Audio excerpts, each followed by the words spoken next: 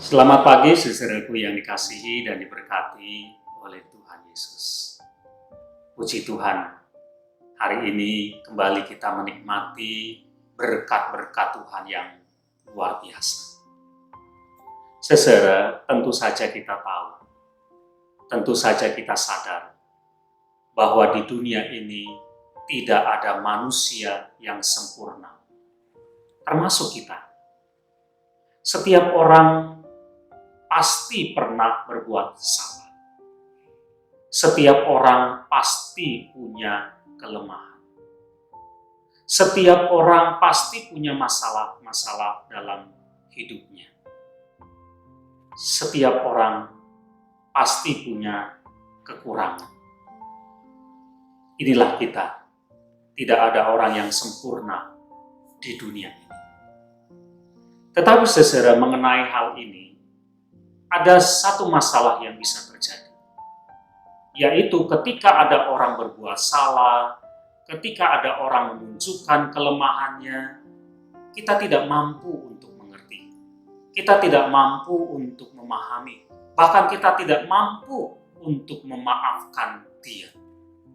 Seolah-olah kita menuntut supaya orang lain harus sempurna, orang lain tidak boleh salah, orang lain tidak boleh punya kelemahan. Sementara di sisi yang lain, kita terlalu mudah untuk membiarkan kelemahan-kelemahan kita, kesalahan-kesalahan kita. Saudara, firman Tuhan yang tertulis dalam Injil Yohanes pasal 21, ada kisah ketika Tuhan Yesus berjumpa dengan Petrus. Waktu itu Petrus telah menyangkal Tuhan 3 kali, dan Tuhan Yesus sudah bangkit.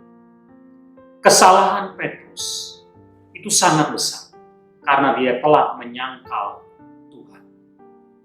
Inilah kelemahan Petrus. Nah, terhadap hal ini Tuhan Yesus bisa memahami, Tuhan bisa mengerti, Tuhan memaafkan dan memberikan kesempatan-kesempatan yang baru kepada Petrus untuk menjalani kehidupannya supaya ia berubah dan terus terlibat dalam pekerjaan Tuhan. Kita harus belajar dari Tuhan Yesus. Tidak ada orang yang sempurna di dunia ini. Setiap orang pasti punya kesalahan, punya kelemahan. Mari kita belajar seperti Tuhan Yesus untuk memahami situasi ini, untuk mengerti situasi ini, dan bahkan bersedia untuk memaafkan ketika orang lain melakukan kesalahan, ketika orang lain menunjukkan kelemahan-kelemahannya.